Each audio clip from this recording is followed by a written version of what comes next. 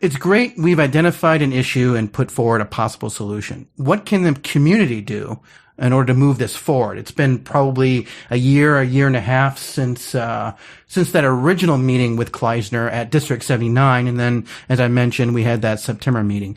What can members of the community who may be listening to this and saying, I want consolidation, what do I need to do to make it happen? The whole concept of, just to be clear, the whole reason Dr. Kleisner went into the topic of consolidation at 79 was because he was there to speak about other topics. The conversation flowed into a conversation of consolidation. It then turned out to be pretty interesting topic. People in the community wanted to know more about it. So he then elected to come out one more time and have a meeting, have another presentation to discuss consolidation again, which is what we need. We're going to need a few more of those specifically. But then it ran into a little bit of controversy, the way how District 80 was talking about it. Yeah. And they sent people there, Opens Meetings Act and all this other exactly. stuff. Yeah. He backed out. He brought out another presentation, which I attended. And I will say it was quite information. It was quite informative. And without a doubt, it started the ball rolling, at least with the word consolidation not being a 4-letter word, at least within the community. So what happens forward as far as how do we get to the next step? Well, first of all, the conversation has to continue in front of the school board meetings. It has to be done, again, in front of the superintendent, in front of the school board president, in front of the board on a consistent basis. What are we doing about a process of creating a feasibility study, which is a study which reviews the entire picture, either it's a merger or an annexing or a rewriting of all of the school boards within this community. We're talking about District 80, District 234, District 79. That's just an example. Now, I've heard that this feasibility study is actually quite pricey. And for one to attempt to do so, it could cost into the tens of thousands. Who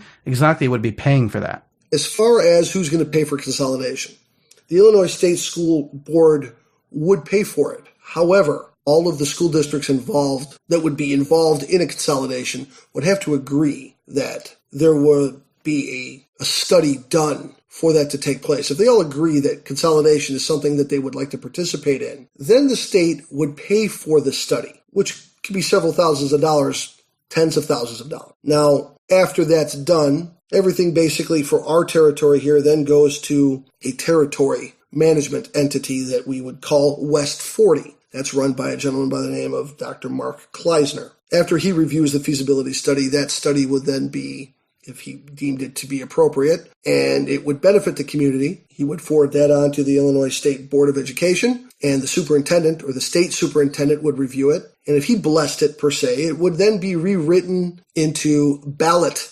form for it to be placed on the ballot. Yeah, as we know, 79 wants nothing to do with it. 79 wants nothing to do with it. District 80 was open to, in a very vague kind of way during the previous superintendent's reign. They may be a little bit more open now. It is my understanding that when District 80 was looking for a superintendent during their search and they reached out to the superintendent from 234, that they may have opened the door for some potential negotiating on being open, maybe. I'm not sure. I kind of hope that that's the direction it's going because it leaves the word consolidation on the table. It doesn't crumble it up and throw it in the trash. It's something that must continue. And I hope that that's the case. But that's really the key. For us to move forward, everything has to be kept on the table and it has to, the momentum must continue.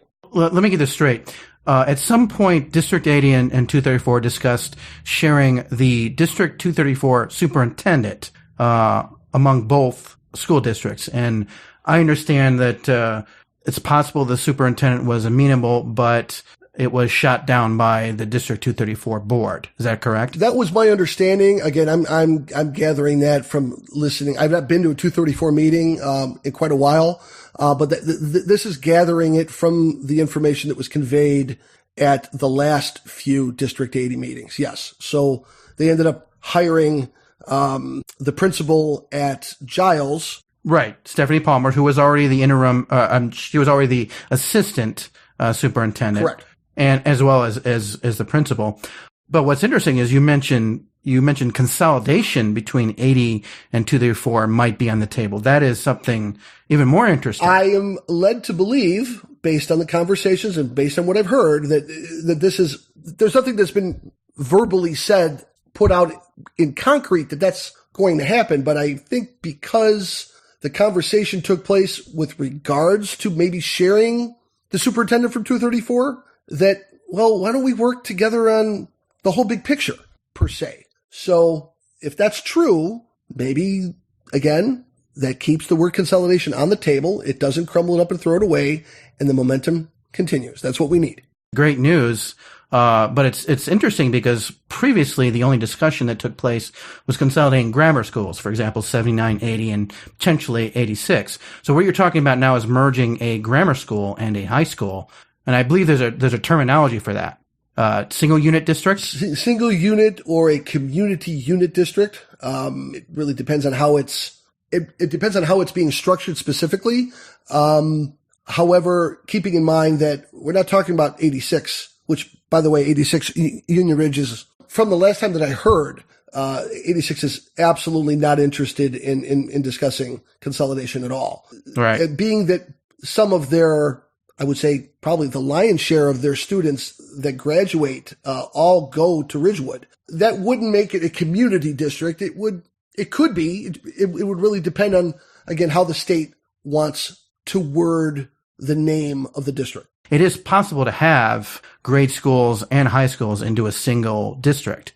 It has to be structured properly. The state doesn't necessarily like to do that. That's what I was told, from, people at the, Illinois State, Board of Education specifically. And a few of the actual consultants frown upon the idea because the way how high schools work is completely different than the way how grammar schools work. And if you're going to have one set of management doing both, it could be muddy. But again, it depends how things are structured and who you have in place for management moving forward. The whole concept is to reorganize this properly and to gain the best education for the students moving forward and, reaping every single dollar that comes in the door the right way, as opposed to it being squandered like it has been in District 80. I can't speak for 79 or 234, but I've reviewed a lot of what's been going on in District 80 over the last almost 4 years, and it has been badly managed. It's been a disaster. Yes. It's been a complete and utter disaster. I mean, there's no other way to put it. One of the benefits that I've heard of consolidation is the state offers financial incentives to the new district after the district is consolidated. Can you shed any light on that?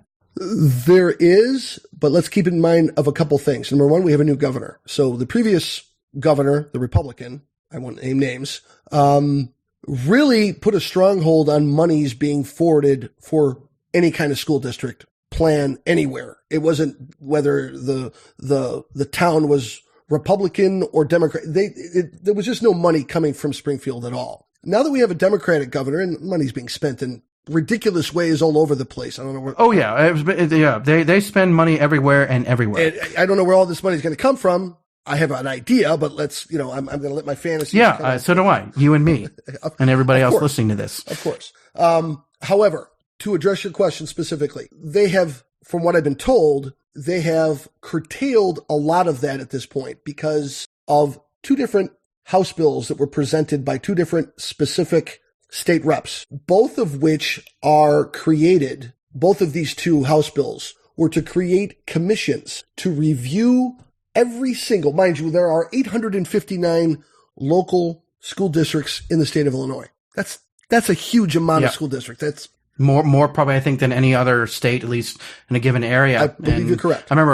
I believe Dr. Kleisner used Florida, I think, as an example where the districts were tied to counties. Yes. And I know in other states, like, for example, Indiana, they have districts that are, considerably larger than here. Considerably larger and run far better than I think the people here can imagine. But that being said, if we're going to look at these two bills, which would create a commission, the commission would then review every single school district and potential opportunities for consolidation. Those two House bills, one passed unanimously through the House.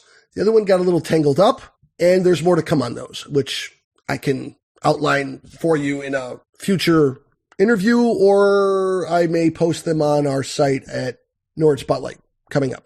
So this sounds more like a state-mandated consolidation rather than a local effort?